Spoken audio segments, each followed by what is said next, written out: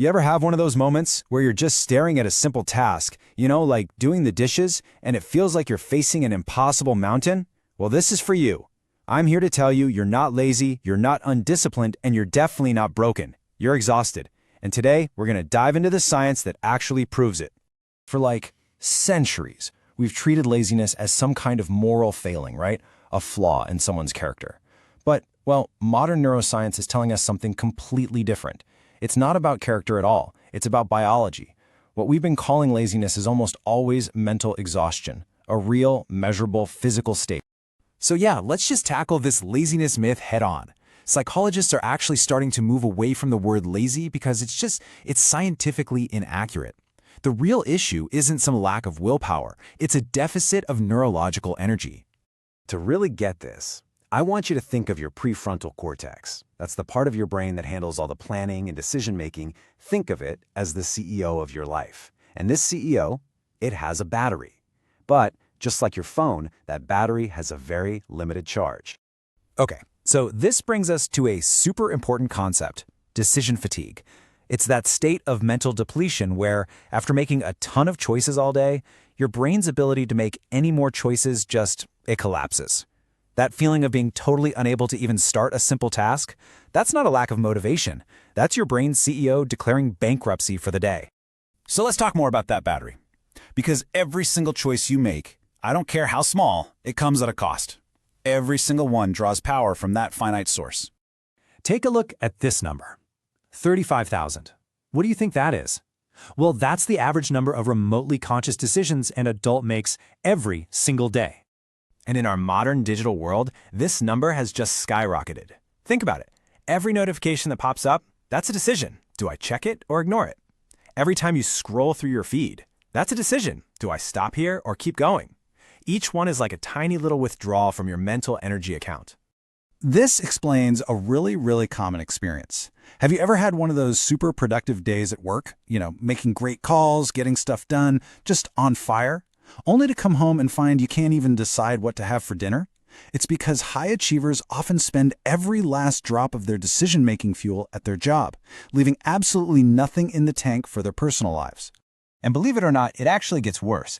Our modern world is launching this constant assault on our senses, forcing our brains to do a huge amount of invisible work all day long. I mean, just think about it. Right now, your brain is actively filtering out the hum of your computer, maybe the traffic outside, the flicker of lights. This isn't passive. It takes energy. We're living in an age of what you could call sensory pollution, and just filtering it all out is a demanding job that leads to that completely fried feeling at the end of the day. And on top of all that, there's another kind of invisible work, and it's driven by a principle called the Zeigarnik effect. Now, in simple terms, your brain is basically wired to obsess over unfinished tasks. So all those things you started but didn't finish, they're weighing on you, even when you're not consciously aware of it. A great way to think about these unfinished tasks, or open loops, is like background apps running on your phone, just constantly draining the battery. That email you still need to reply to, that article you saved to read later, that difficult conversation you've been putting off, they are all consuming mental energy. Right now, even when you're not actively thinking about them. So, okay, you're exhausted. What do? You try to relax. But here's the paradox. The very things we often do to unwind can actually trap us in a cycle that makes us even more tired. It's called the dopamine exhaustion cycle. You feel drained, so you reach for your phone for a quick hit of cheap dopamine. You get a brief little spike, but then your baseline dopamine level crashes, going even lower than before. And that leaves you feeling more exhausted and craving another hit. This is scrolling paralysis, where you're too tired to stop doing the very thing that's making you tired. This whole thing even messes with our sleep. You get 8 hours, maybe more, but you wake up feeling shattered. Why? Well, high stress and exhaustion lead to high cortisol levels, and that prevents your brain from entering the deep sleep it desperately needs. During deep sleep, there's this process, the glymphatic system, that acts like a cleanup crew, flushing out metabolic toxins. If that cleanup doesn't happen, you're literally waking up with yesterday's mental garbage still cluttered in your brain. So let's end this by making one thing crystal clear. This is not your fault. What you're experiencing is your brain's highly intelligent self-preservation system kicking into action. So here's the neurochemistry. Intense mental work leads to a buildup of a chemical called glutamate in your prefrontal cortex. Now, too much glutamate is literally toxic to your neurons. So what does your brain do? It makes that simple task feel like climbing a mountain as a way to force you to stop and prevent any damage. Let that one sink in for a second. You are not avoiding workout out of laziness. Your brain is actively protecting itself from a neurochemical imbalance. It's a biological survival mechanism, not a personal failure. And look, this isn't just a theory. It's backed by biological markers. We can see the glutamate buildup we just talked about. We can see how the brain's decision-making centers get overloaded. We can track the failure of that glymphatic cleanup system during sleep and even measure depleted energy at a cellular level.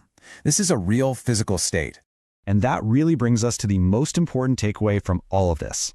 Lazy is not a description of your character. It's a judgment. It's a label created by society that often values constant output way more than it values human health. The biological truth isn't lazy, it's exhausted. So if this isn't a moral failing but a biological reality, well, that changes everything, doesn't it? Understanding the why is the first and, honestly, the most powerful step. So the question now becomes, what are you going to do with this knowledge? What's your next step towards treating exhaustion not with judgment, but with genuine recovery?